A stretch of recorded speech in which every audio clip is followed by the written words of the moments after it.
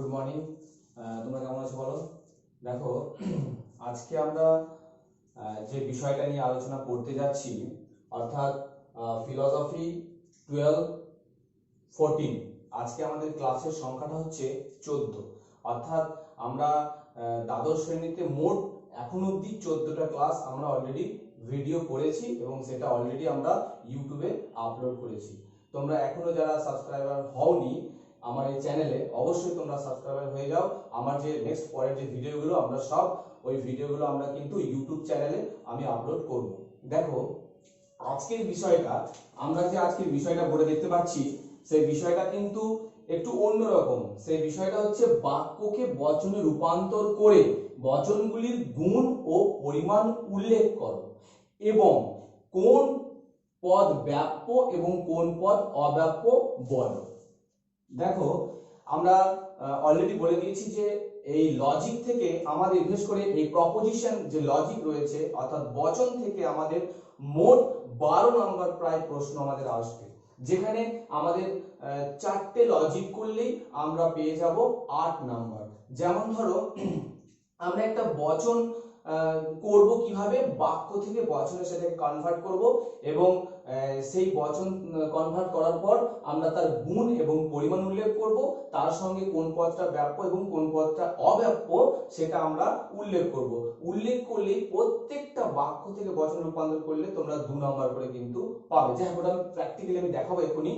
আর একটা বিষয় যেটা হচ্ছে যে আমরা এই যে আজকে বাক্য থেকে বচন করতে যাচ্ছি, আমরা প্র্যাকটিস করব। আজকে আমরা যেটা শিখেছি, আজকে যে 4-5 দিন যে ক্লাস করলাম আমরা, সেই 4-5 দিন ক্লাসের থেকে আমরা যেটা শিখলাম, অর্থাৎ আজকে আমরা সেটাকে অ্যাপ্লাই করব। কিভাবে করব, অর্থাৎ আমরা প্রয়োগ করব, আমরা শিখবো আজকে যে একটা বাক্যকে কিভাবে বচনে রূপান্তর করতে হয় এবং রূপান্তর করার পর তার গুণ পরিমাণ কিভাবে উল্লেখ করতে হয় এবং সেই পদটা কোন পদটা ব্যাপ্য কোন পদটা অব্যাপ্য সেটা আজকে আমরা একেবারে এখানে প্র্যাকটিসের মধ্যে দিয়ে শিখবো। তোমরা খাতা পেন বের করে নাও এবং প্র্যাকটিস করো আমার সাথে, ঠিক আছে?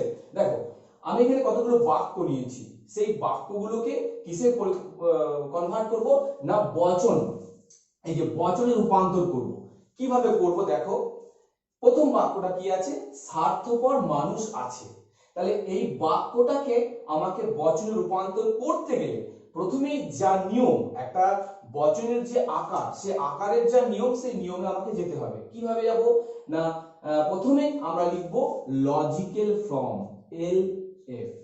ঠিক, দেখো বাক্য থেকে বচনে রূপান্তর করতে যাচ্ছি, 1 নাম্বার লিখলাম লজিক্যাল ফর্ম।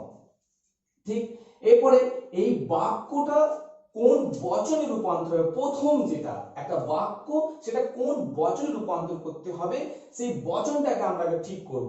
আমরা জানি যে বাক্য যদি নির্দিষ্ট করে বলা না থাকে এবং সদর্থক হয়, তাহলে সেই বাক্যটা হবে বচনে রূপান্তর করতে গেলে আয় বচন হবে। আমরা জানি স্বার্থপর মানুষ আছে, দেখো এখানে নির্দিষ্ট করে কিন্তু বলা কিছু নেই, স্বার্থপর মানুষ আছে, জাস্ট বলেছে স্বার্থপর মানুষ আছে, কিন্তু সেটা কোনো নির্দিষ্ট করে বলে দেয়নি। তাহলে নির্দিষ্ট করে বলে দেয়নি অথচ বাক্যটা কিন্তু সদর্থক বাক্য, অর্থাৎ হ্যাঁ বাচক, এটা পজিটিভ একটা হ্যাঁ বাচক বাক্য, তাহলে এটা অবশ্যই সদর্থক হবে। তাহলে আমরা জানি এটা আয় বচন হবে। তাহলে আয় বচন শুরু হয় কি দিয়ে, দেখো প্রথমে করলাম আমরা কি আয় বচন, বেশ। এবার আবেদন শুরু হয় কি দিয়ে, কোনো কোনো লিখবো, কোনো কোনো, কোনো কোনো, বেশ, কোনো কোনো। দেখো প্রথমেই লিখলাম আমরা যে তার যে প্রথম রূপটা কি পেলাম আমরা, কোনো কোনো, ঠিক আছে, কোনো কোনো পেলাম। এটাকে আমরা পরিমাণ বলছি, এটাকে আমরা বলছি পরিমাণ, পরিমাণ বলে উল্লেখ করছি, বেশ।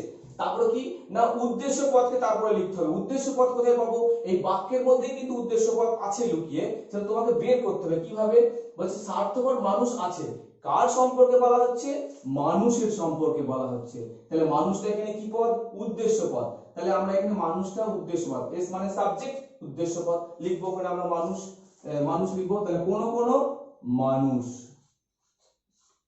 কোনো কোনো মানুষ, বেশ, লিখলাম আমরা উদ্দেশ্য পদ। তাহলে আমরা পেয়ে গেলাম কি, এটা উদ্দেশ্য পদ পেলাম, লিখবো এখানে উদ্দেশ্য, লেখো উদ্দেশ্য লিখে নাও, উদ্দেশ্য পদ, বেশ। এবারে বলছে স্বার্থপর মানুষ আছে কিন্তু সদর্থক বচন, তাহলে লিখবো হয়, লিখবো আমরা হয়। তাহলে কি লিখলাম, স্বার্থপর মানুষ আছে, তাহলে কোনো কোনো মানুষ হয়, কার সম্পর্কে বলছে, আছে, মানুষ স্বার্থপর মানুষ আছে, তাহলে কোনো কোনো মানুষ হয় স্বার্থপর, কার সম্পর্কে বলছে, স্বার্থপর সম্পর্কে বলছে, তাহলে এটা কি বলবো, প্রেডিকেট, এটাকে বলা হচ্ছে বিধেয় পদ। তাহলে কোনো কোনো মানুষ হয় স্বার্থপর, তাহলে কোনো কোনো মানুষ হয় স্বার্থপর, তাহলে এটা কি পেলাম আমরা, বিধেয়। আর এটা আমরা সংযোজক জানি, এটা আমরা সংযোগ ক্রিয়া, ঠিক। তাহলে দেখো একটা বাক্য থেকে আমি একটা বচনে কনভার্ট করলাম, বাক্য থেকে বচনে রূপান্তর করলাম, এবারে কি বলা হয়েছে, গুণ পরিমাণ উল্লেখ করতে হবে, গুণ এটা পরিমাণ, তার মানে এই বচনটার গুণ কি এবং পরিমাণ কি সেটা আমাকে উল্লেখ করতে হবে, তার সঙ্গে উল্লেখ করতে হবে কি, ব্যাপ্য এবং অব্যাপ্য, অর্থাৎ এই দুটো পদের মধ্যে কোন পদটা ব্যাপ্য কোন পদটা অব্যাপ্য সেটা উল্লেখ করতে হবে। তাহলে দেখো আমরা আগে ব্যাপ্য অব্যাপ্য উল্লেখ করে দিচ্ছি। তাহলে মানুষ দুটো পদ আছে আমরা জানি, এই বচনটার মধ্যে দুটো পদ দেখতে পাচ্ছি, একটা উদ্দেশ্য পদ আর একটা বিধেয় পদ। তাহলে মানুষ পদটা কি আর বিধেয় পদটা কি, ব্যাপ্য না অব্যাপ্য? দেখো আমরা জানি আয় বচন বিশেষ বচন, এবং আমরা জানি যে আয় বচনের কোনো পদই ব্যাপ্য হয় না, বিশেষ বচনের কোনো পদ ব্যাপ্য হয় না, বিশেষ করে বিশেষ সদর্থক। তাহলে বিশেষ সদর্থক বচনের কোনো পদ ব্যাপ্য হয় না, তাহলে এখানে লিখবো মানুষ পদটি অব্যাপ্য, অব্যাপ্য, আর স্বার্থপর পদটা হচ্ছে অব্যাপ্য, কারণ এটা ব্যাপ্যতার নিয়ম, ব্যাপ্যতার নিয়মে আমরা জানি যে বিশেষ সদর্থক বচনে কোনো পদ ব্যাপ্য হয় না, কারণ এটা ব্যাপ্যতার নিয়মই, সেই নিয়মে বলা হয়েছে যে আয় বচনের উভয় পদই অব্যাপ্য, সেই জন্য উভয় পদটা অব্যাপ্য হয়েছে। তারপরে কি, গুণ ও পরিমাণ উল্লেখ করতে বলছে, দেখো গুণ লিখবো, গুণ আর পরিমাণ, পরিমাণ, তাহলে দেখো এর পরিমাণ, গুণ আর পরিমাণ কি, দেখো গুণ কি, গুণ হচ্ছে এখানে আমরা জানি এটা হচ্ছে সদর্থক গুণ, হয় যেহেতু হ্যাঁ বাচক, তাহলে লিখবো সদর্থক, সদর্থক গুণ, ঠিক। আর পরিমাণ কি, পরিমাণ আমরা জানি বিশেষ, কোন কোন মানে সেটা বিশেষ, অর্থাৎ আমরা এটা জানি পার্টিকুলার অ্যাফার্মেটিভ প্রপোজিশন, অর্থাৎ বিশেষ বচন, এর পরিমাণটা কি, এর পরিমাণটা হচ্ছে বিশেষ, বিশেষ। তাহলে দেখো একটা বাক্য, সেই বাক্যটাকে আমরা বচনে রূপান্তর করলাম, তার সাথে আমরা বাক্যটার গুণ পরিমাণ উল্লেখ করলাম, তার সাথে কোন পদটা ব্যাপ্য কোন পদটা অব্যাপ্য এটা আমরা উল্লেখ করলাম। দেখো কিভাবে নাম্বারটা দেওয়া হয়, এই সেম প্রশ্ন আছে যে নিম্নলিখিত বাক্যগুলিকে তার্কিক আকারে বা বচন আকারে বা লজিক্যাল ফর্মে রূপান্তর করে কোন পদ ব্যাপ্য কোন পদ অব্যাপ্য উল্লেখ করো। 8 নাম্বার তোমাদের প্রথমেই আসবে, এটা 2 নাম্বার করে আসবে, 4টে দেওয়া হবে, 8 নাম্বার। কিভাবে হয় দেখো, এই বাক্য থেকে বচনে রূপান্তর করার জন্য তোমাকে দেবে 1 নাম্বার, ঠিক আছে। তুমি ব্যাপ্য অব্যাপ্য উল্লেখ করবে, তার জন্য দেবে তোমাকে হাফ নাম্বার, ঠিক, হাফ নাম্বার। আর গুণ পরিমাণ উল্লেখ করবে, তার জন্য তোমাকে দেবে হাফ নাম্বার, নিয়ে মোট তোমাকে দেবে এই একটা বাক্য থেকে বচনে রূপান্তর করতে গেলে 2 নাম্বার থাকবে। এরকম মোট তোমাদের 4টে আসবে, ফার্স্টেই তোমাদের 4টে আসবে, যেখানে তুমি 8 নাম্বার পাবে। তো সেই জন্য তোমাকে ভালো করে এই বাক্য থেকে বচনে রূপান্তর করার যে নিয়মগুলো তোমাকে ভালো করে শিখতে হবে। বেশ, এবার আমরা 2 নম্বরে যাচ্ছি, কি বলছে, যা কিছু চকচক করে তাই সোনা নয়, তোমরা করো। দেখো প্রথমে আবার কি, লজিক্যাল ফর্ম লিখবো, লজিক্যাল ফর্ম। তাহলে লজিক্যাল ফর্ম নিয়ে লিখে কি বচনে রূপান্তর করতে হবে এটাকে, এটাও তাই যা নির্দিষ্ট করে বলা নেই, এবং নর্থক বচন আমরা জানি ও বচনে রূপান্তর করতে হবে, এটা তো একদম সোজা, যে যদি নির্দিষ্ট করে বলা না থাকে এবং নর্থক হয় তাহলে ও বচনে রূপান্তর করতে হয়, তাহলে লিখবো নিয়মে তাই বলা হয়েছে ও। কি লিখবো, কোন কোন লিখছি, কোন কোন লিখবো, কোন কোন। বেশ, কার সম্পর্কে বলা হচ্ছে, বলছে যা কিছু চকচক করে তাই সোনা নয়, তাহলে কি, চকচক, চকচক বলছে, চকচক, তাহলে কি বলছে এখানে না চকচক, তাহলে এখানে চকচকটা হচ্ছে কি না, এটা হচ্ছে সাবজেক্ট, আমরা এটাকে বলবো উদ্দেশ্য পদ। তাহলে কোন কোন চকচকে, কোন কোন চকচকে, যেহেতু এটা একটা বস্তু লিখবো বস্তু, তাহলে কোন কোন চকচকে বস্তু। বেশ, যেহেতু এটা নর্থক নয় লিখবো নয়, কোন কোন চকচকে বস্তু নয়, বিধেয় পদ কি সোনা, এটা লিখবো আমরা পি, বৃদ্ধ পদ লিখবো সোনা। তাহলে কোন কোন চকচকে বস্তু নয় সোনা। তাহলে দেখো এখানে আমরা পেয়ে গেলাম যে কোন কোন চকচকে বস্তু নয় সোনা। ছিল কি যা কিছু চকচক করে তাই সোনা নয়। উল্লেখ লিখলাম কি, বচনে রূপান্তর করলাম কিভাবে, কোন কোন চকচকে বস্তু নয় সোনা। আমরা জানি এটা পরিমাণ, এটা উদ্দেশ্য, এটা সংযোজক, এটা বিধেয়।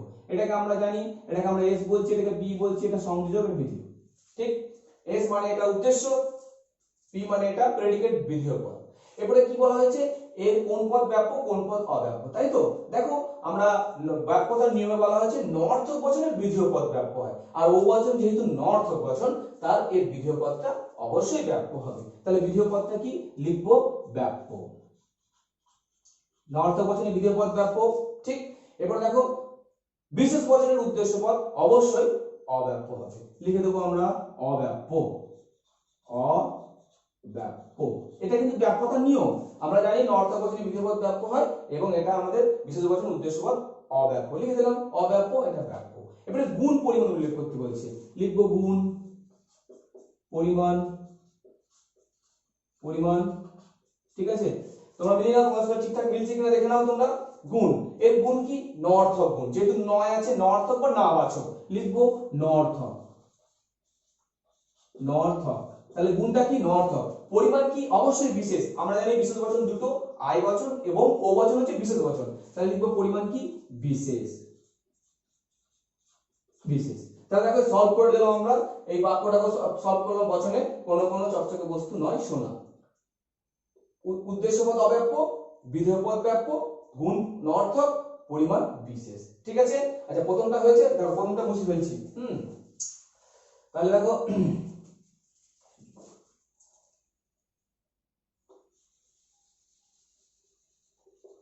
প্রথমটা আমাদের হয়ে গেছে, তাই আমরা প্রথমটা মুছে ফেললাম।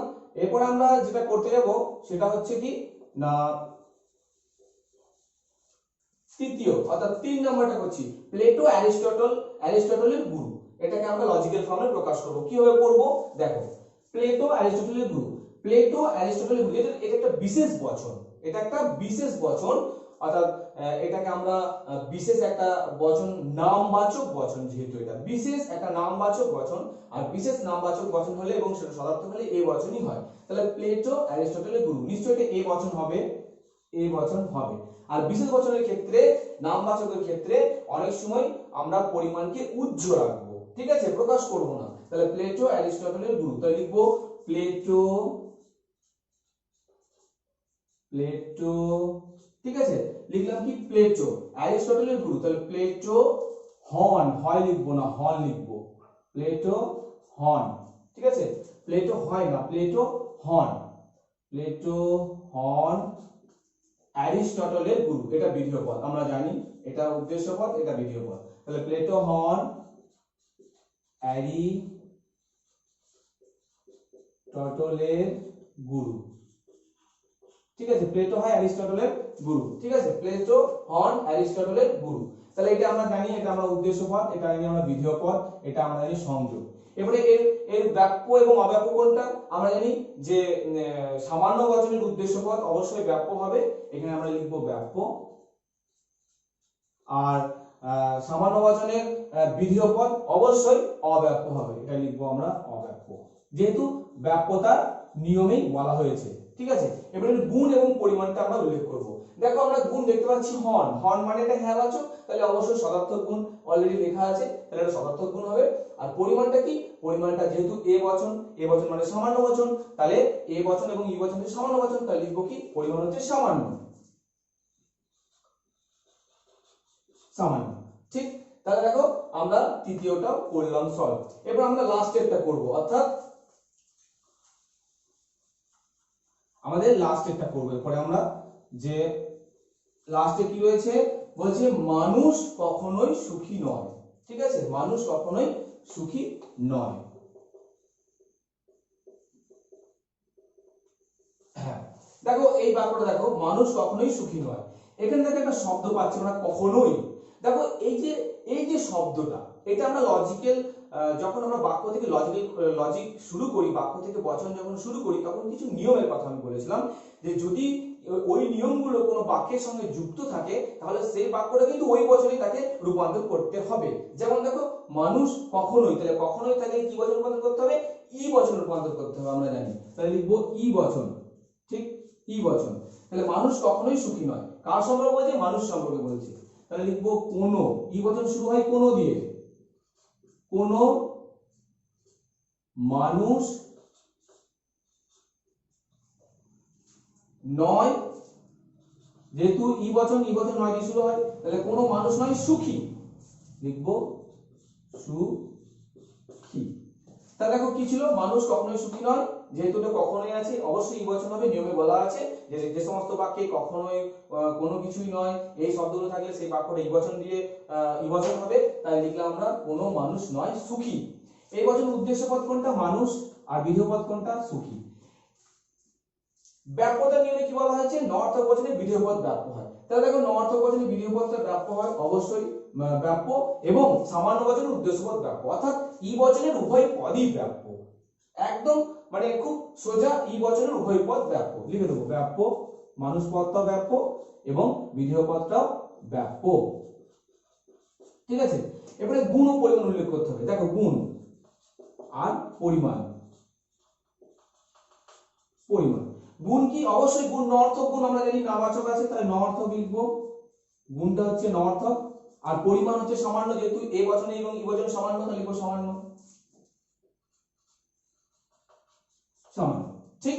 তাহলে দেখো আজকে আমরা যে বিষয়টা নিয়ে আলোচনা করলাম সেটা হচ্ছে যে এতদিন যে আমরা এই বিষয়টাকে প্র্যাকটিস করার জন্য যে আমরা যে বিষয়গুলোকে আলোচনা করেছি এতদিন, তার নিয়মগুলো, কিভাবে আমরা একটা বাক্যকে বচন রূপান্তর করবো, তার যে নিয়ম, নির্দিষ্ট যে নিয়মগুলো রয়েছে, যে একটা বাক্যকে কিভাবে আমরা বচন রূপান্তর করতে হয় বা পরিণত করতে হয়, সেই নিয়মগুলোকে আজকে আমরা পুরোপুরি অ্যাপ্লাই করলাম, অর্থাৎ প্র্যাকটিসের মধ্যে দিয়ে। তো তোমরা এগুলো বাড়িতে ভালো করে প্র্যাকটিস করো।